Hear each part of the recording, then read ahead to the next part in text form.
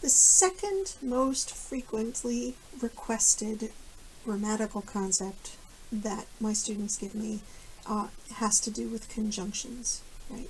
So in this particular video, we're going over some of the different intricacies of conjunctions, how we classify them, and how we use them for different purposes. I hope that it helps you understand them.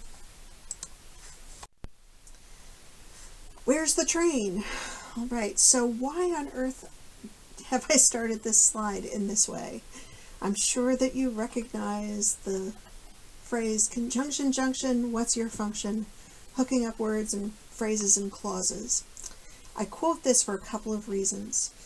The person who had my job before I was practically even a glimmer in my mother's eye, Henry Beechhold, Dr. Henry Beechhold, was one of the consultants who worked with the producers of the Grammar Rock series. So in a very strange way, Grammar Rock is part of the lasting intellectual contribution of the College of New Jersey, or Trenton State College as it was known when Hank taught here. There's also some other weird things. He made a joke about how the two of us were in complementary distribution because when he retired he moved to my hometown, which is just a little strange. So, what do conjunctions do? Well, they hook up words, phrases, and clauses, right? They link grammatical elements that are like one another at a boundary point. So we can have peanut butter, which is a noun, and jelly, another noun. We can have the professor, a noun phrase, and the madman, another noun phrase. We can have I heard the wind, a verb phrase, heard the wind, and saw the leaves falling, verb phrase. I heard the wind, which is a clause, but my husband saw the tornado. My husband saw the tornado is a clause. So what are the problem spots for students? Well, what kind of conjunction is it? And is it really a conjunction, or is it something else? Now, there are three types of conjunctions: coordinating conjunctions, subordinating, or correlating conjunctions. And all of them behave a little bit differently and often have slightly different functions. So grammarians categorize conjunctions by the nature of the relationship between the two elements, or two or more. Right? Do they coordinate with one another reciprocally, right? So do they link up in such a way that they can be reversed? Do they make one idea depend on another, or do they correlate one idea with another? Now, I think it's really useful not to take definitions for granted, right? When we coordinate something, we make it of the same order, right? We make it equal. When we correlate something with another, we relate it together with another. So coordinating conjunctions link two things without any meaningful significance to their order, right? The cartoon train conductor sings and, but, and or can get you pretty far, which is true, right? We can get a lot of mileage out of these three conjunctions. So here's some example sentences. I've highlighted, or I've italicized the coordinating conjunction. Nettie enjoys tea and cookies every afternoon. Now we know and is coordinating because we can reverse these concepts. Nettie likes cookies and tea every afternoon. Fen may take an anthropology course or a sociology course this semester. Fen may take a sociology course or an anthropology course this semester. Right? There's nothing specifically grammatical that conditions what our preference is. There are some interesting phonological, sound-based reasons why we often prefer to have a certain order, right? Tea and cookies will sound better to many people than cookies and tea because cookies has one extra syllable than tea. It's harder to see the reciprocal nature of but because we often use it in a way that is kind of creating suspense. Jason likes chocolate ice cream, but he loves strawberry. Jason loves strawberry ice cream, but he likes chocolate. We can still reverse those, but it's a little bit dicier.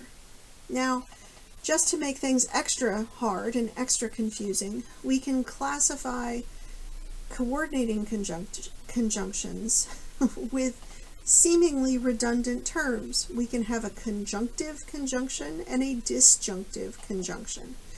That means that a conjunctive conjunction brings things together, and a disjunctive construction or conjunction separates things. Right? Those are where we have our negatives.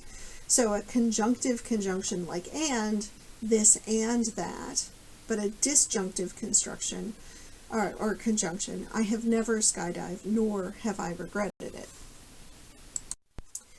Subordinating conjunctions establish some kind of logical, temporal, or spatial hierarchy, right, where things are at different levels of importance and order between clauses, making one dependent on another. Hence the language of main clause, subordinate clause, independent clause, and dependent clause. Right, so these are some of the terms that we use. A main clause is the primary clause of the sentence. It doesn't have any conjunctions attached to it. A subordinate clause has as its first element a subordinating conjunction. An independent clause is a clause that can stand by itself. A dependent clause is one that has to be linked to an independent clause. Now, independent clause and dependent clause can be used in many different contexts, not just with conjunctions. A subordinating conjunction can also help us to express certain kinds of ideas, right? Whether or not there are conditions that need to be fulfilled before something can happen, or whether or not something is possible. They can also tell us how someone did something, or why they did it, or compare circumstances with one another. So I have some example sentences where the subordinating conjunction is underlined and italicized. Since subordinating conjunctions seem to suggest a hierarchy, prescriptive grammarians can get fussy about their order depending upon the subordinating conjunction used. This is true, right? You've probably heard, never start a sentence with because. Well, why? Well, because somebody prefers that you don't. They can also get fussy about punctuation because they don't like to have a comma after an independent clause. Right? Commas and subordinating conjunctions are things that typically publishing houses and professional organizations who prescribe usage standards make some kind of agreement about. Right? So in many grammar books you will see where it says that the comma before the subordinating conjunction, if the subordinate clause comes second, is optional.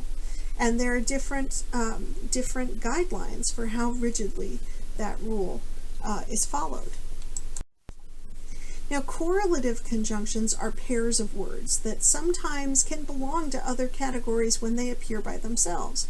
Right? They can be prepositions, adverbs, pronouns, and determiners when they're by themselves, but together they can function as correlative conjunctions. And this is one of the reasons why you never want to presume that a word has just one part of speech, because it might do different things in different contexts. So here I've italicized and underlined the correlative conjunctions. Neither Jean nor Philippe was prepared for the responsibilities of parrot ownership. Now, neither can also be a pronoun. Neither of them knew what they were doing. Here's another one. Both their children and their neighbors hated birds. Right? So both and are working as correlative conjunctions. Both can be a determiner in other contexts. Both students read Moby Dick. As Maine goes, so goes the nation, right? As and so are a correlative conjunction pair.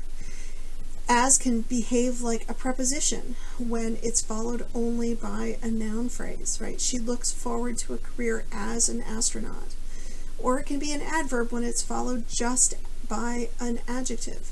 Burning coal produces emissions, but burning oil is just as bad. Now, when is it not a conjunction? Well, conjunctive adverbs sit somewhere between a conjunction and an adverb in their function. And often teachers talk about them as connecting words. And that phrase can just drive somebody who teaches linguistics over the edge, right? Because there are lots of different connections that we can make in sentences and phrases. Adverbs usually modify just one verb, but conjunctive adverbs can modify a whole clause, right? Sometimes they're called sentence adverbs. They can connect two ideas logically, but they don't create dependence between clauses. I double booked appointments. Eventually, I'll learn how to manage my calendar, right? Notice, here's the sentence adverb, eventually. Ellen wanted to buy the car. However, her budget showed her she couldn't afford it. The students watched a demonstration of the Tai Chi Club. Afterward, the students all joined it. So here are just a few ways that you can have different kinds of conjunctions and different words that kind of fall under that heading of connection or conjunction. I hope this helps a little bit. Thank you.